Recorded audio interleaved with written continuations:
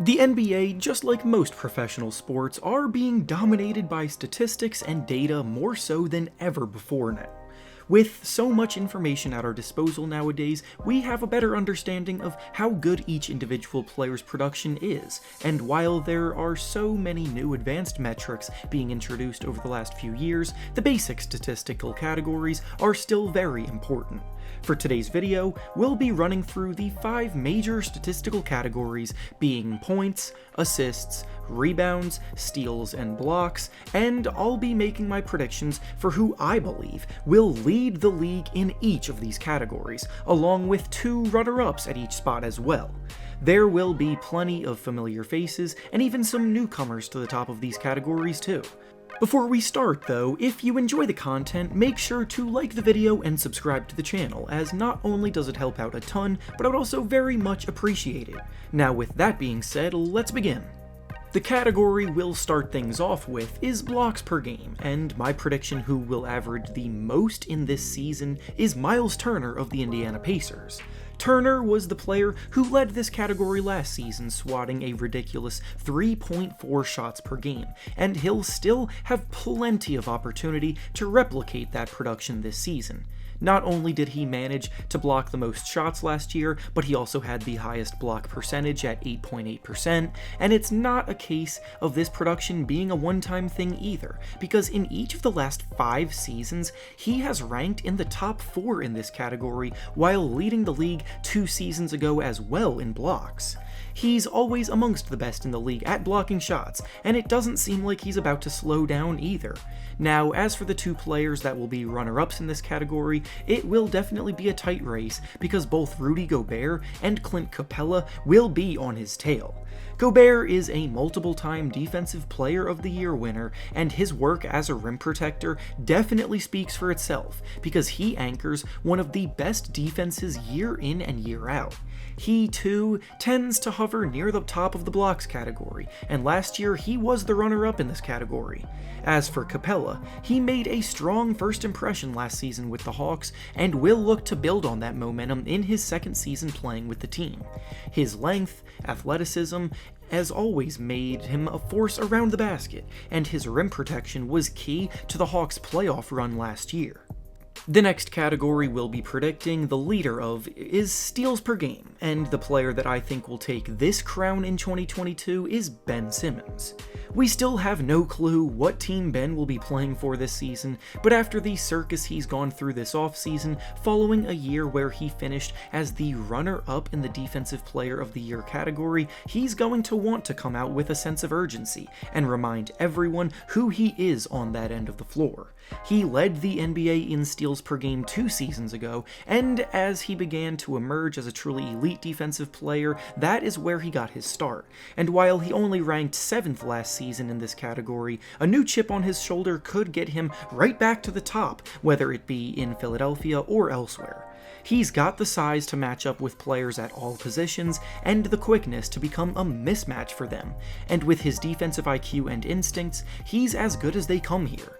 As for the runners-up in this category, the players I see just barely trailing Simmons here are Jimmy Butler and Matisse Thybulle.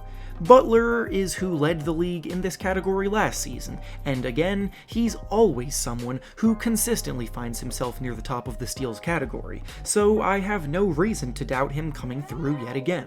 As for Matisse Thybulle, he's in a position where he could see his usage ramp up a ton this season, if and when Ben Simmons eventually gets traded, because Thybulle's defensive prowess will be more needed by the Sixers after that goes down. Last year, nobody averaged more steals per 36 minutes than Thybulle did, which is a pretty good indicator of how lethal he is in the passing lanes and pestering ball handlers, and if he does see more minutes on the floor, then his steals number will obviously ramp up as well. The next category we'll be predicting is rebounds per game, and the player I believe will lead this category is Clint Capela of the Atlanta Hawks. For a while, Andre Drummond was the guy leading the rebounding battles year in and year out in the NBA, but with him now accepting a backup role behind Joel Embiid in Philadelphia for the season, there seems to be a new king in town for rebounding being Clint Capela.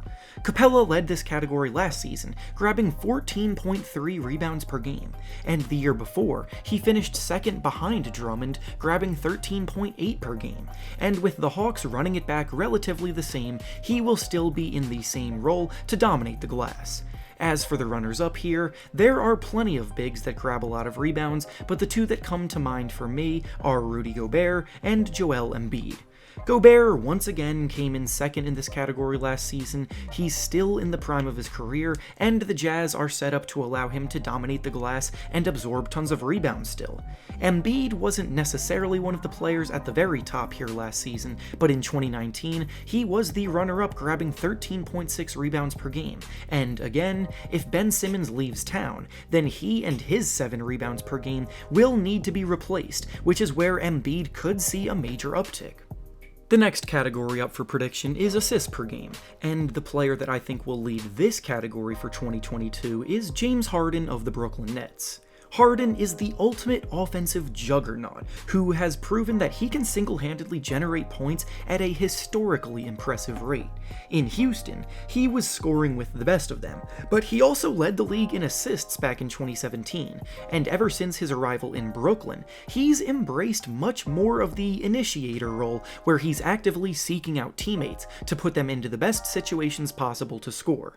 He was the runner-up in assists per game last year too, behind Russell Westbrook, but with Westbrook now playing in Los Angeles alongside LeBron James, who will obviously also have the ball in his hands quite a bit, Harden should be slated to take over this category and dish out plenty of assists, especially with how many weapons he has around him in Brooklyn.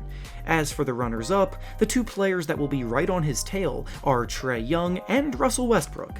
I did say that Westbrook's usage may go down a bit alongside LeBron, but that doesn't mean that his playstyle is going to change all that much.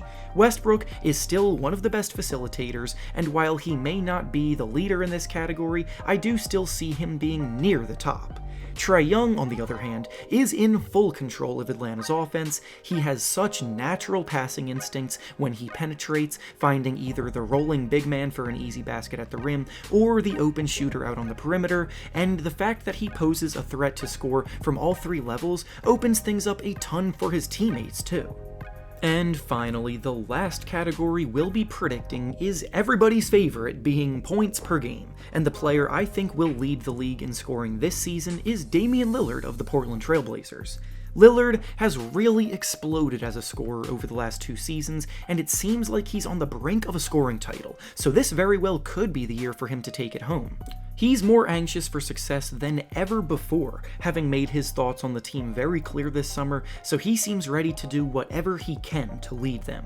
By averaging 30 points per game 2 seasons ago and about 29 points per game last year, he's been near the top already, showing how close he's already been.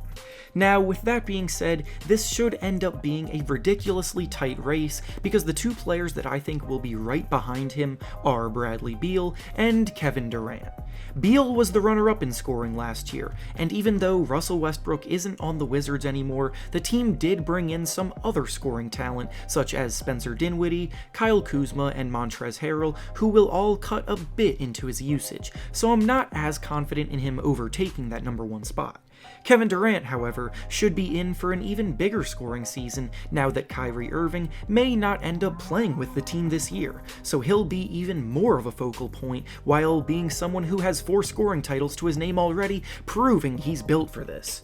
All in all, it's going to be an incredibly intriguing season with plenty of storylines to watch play out, and statistically, this is how I think things will go down.